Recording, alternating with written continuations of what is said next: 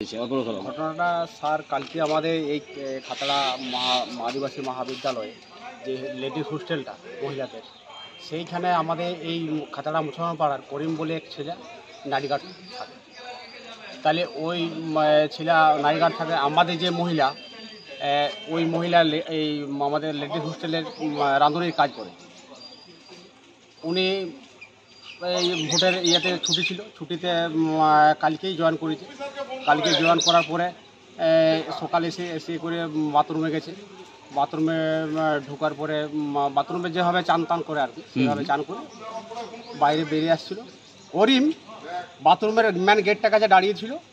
করিম যখন এই মহিলা গেট খুলে, করিম গেট ঢাকলায় ঢুকে যাওয়ার পরে বাথরুমের ভিতরে ওকে জোরপূর্বক করে এবং মুখে গামছা বাঁধে ওর শরীরের প্রতি সমস্ত অঙ্গে ধর্ষণ করার পরে এই মহিলা চিল্লায় উঠে দিয়ে ওই যে আমাদের মহিলারা যারা ছিল আমাদের হোস্টেলে থাকে ছাত্রীরা, তারা ছুটে আসার পরে দেখছি এই ঘটনা ঘটেছে। ঘটার পরে এই মহিলা আমাদের কালকে খাতড়া পিএসে অভিযোগ জানার পরেও কিন্তু আমাদের খাতড়া পিএসে কোনো টেবিলেই নেই করিমের প্রতি।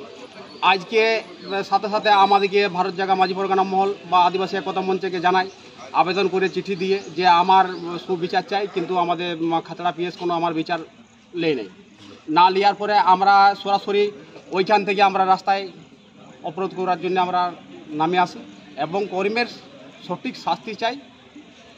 শাস্তির দাবিতে আমাদের অবরোধ চলছে। যতক্ষণ না অ্যারেস্ট হচ্ছে ততক্ষণ পর্যন্ত আমাদের এই আন্দোলন চলতে থাকবে এবং অবরোধ উঠবে। আপনার নাম? আমার নাম স্বপন মোদী, ব্লক সম্পাদক।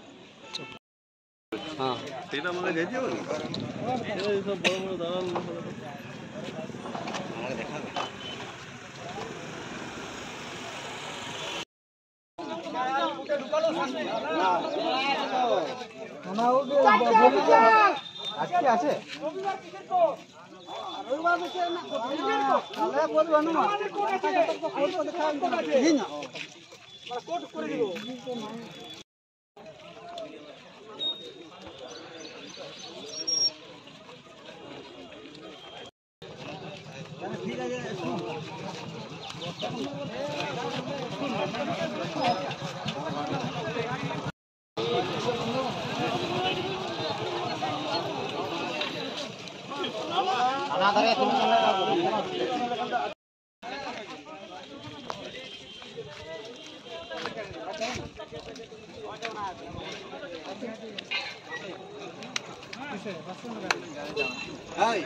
সঞ্জয় কি হলে কত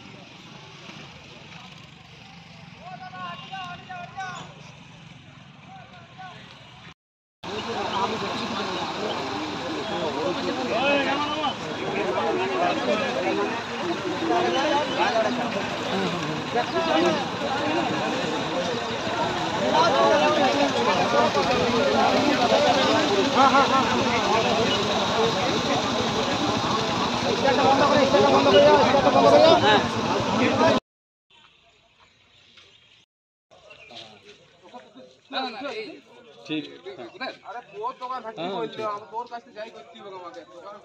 আমি চলে এসেছি আচ্ছা ঠিক আছে দো গাড়ি পুলিশ ঢুকছে আমি লাগাই দেবো হ্যাঁ